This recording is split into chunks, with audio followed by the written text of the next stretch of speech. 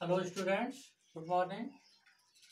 स्वामी Vivekanand degree college, Narayanpur, Pritampur, Hirapur, district Ambedkar Nagar, Uttar Pradesh. Class DELED second year 4th semester की online कक्षा में सभी विद्यार्थियों का पुनः हार्दिक स्वागत है। बच्चों, आज जिस टॉपिक का हम अध्यापन करने वाले हैं वह विद्यालय भवन का निर्माण। कल भी हमने इस टॉपिक को पढ़ाया था, जिसमें हमने 5 पॉइंट का अध्यापन किया था। पहला पॉइंट जैसे था भूमि तथा खेल के मैदान की मांग, दूसरा था विद्यालय भवन का निर्माण करने के लिए नींव कैसी होनी चाहिए, और तीसरा था दीवारें, और चौथी बात जो थी वो फर्श की, और पांचवी थी छतें, यानी विद्यालय भवन की छत कैसी होनी चाहिए। तो इतनी बातों से हमने कल आपको अवगत कराया था।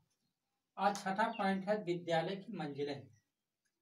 जहां तक संभव हो सके विद्यालय भवन एक मंजिल का होना चाहिए, क्योंकि इसे प्रधानाध्यापक को विद्यालय के सभी कार्यों का निरीक्षण करने में सुविधा होती है। शिक्षक तथा छात्रों के लिए भी आरामदायक होती है। दूसरी मंजिल के भवनों में प्रायः छोटे बच्चों के गिरने का भय बना रहता है। इससे एक मंजिल का विद्यालय भवन अच्छा माना जाता है। स्टूडेंट्स, अब आजकल जो स्कूल बनाए जा रहे हैं, विद्यालय भवन बनाए जा रहे हैं, उसमें अन्य सुविधाएं भी रखी जा रही हैं। अब जैसे हमने बात किया एक मंजिल की, लेकिन विद्यालय 3-3 मंजिलों की भी बनाई जा रही, लेकिन उसमें व्यवस्थाएं बनाई जाती हैं। चारों तरफ रेलिंग बनाई जाती है, जिससे बच्चों की गिरने की संभावना प्राय नहीं रहती। अगला पॉइंट है कक्षा का आकार।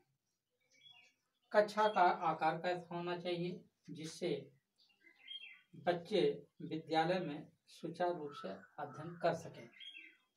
तो कक्षा का आकार छात्रों की संख्या पर निर्भर करता है। फिर भी कक्षा का आकार इतना बड़ा हो कि कम से कम 40 छात्र आराम से बैठ सकें। प्रत्येक छात्र को बैठने के लिए कम से कम 15 वर्ग फीट का स्थान होना चाहिए।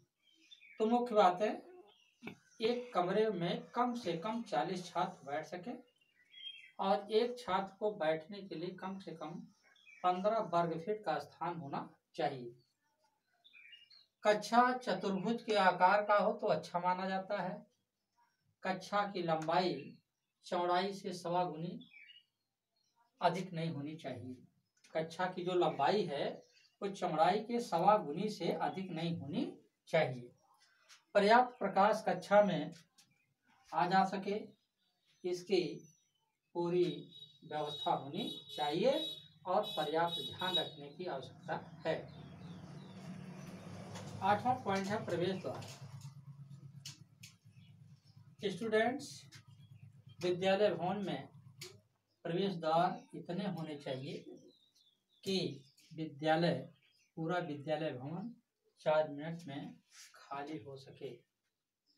मुख्य प्रवेश द्वार कम से कम 2 होने चाहिए, जिससे बच्चों को क्लास में जाने में या वहां से निकलने में कोई असुविधा ना हो।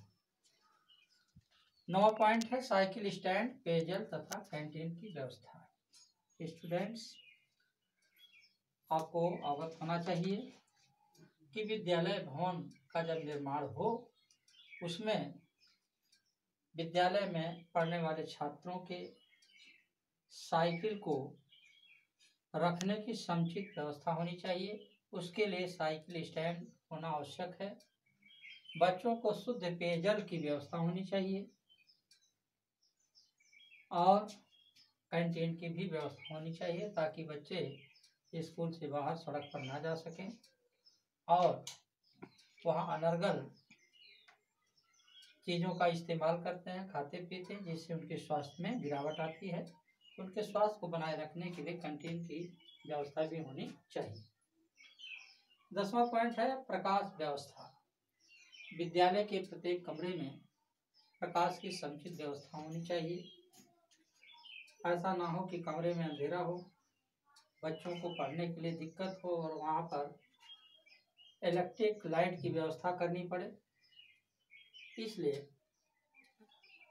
कक्षा ऐसे होने चाहिए उसमें प्रकाश समुचित रूप से आ जा सके और वहाँ पर अंधेरा नहीं होना चाहिए, नहीं तो छात्रों को पढ़ने में असुविधा होती है।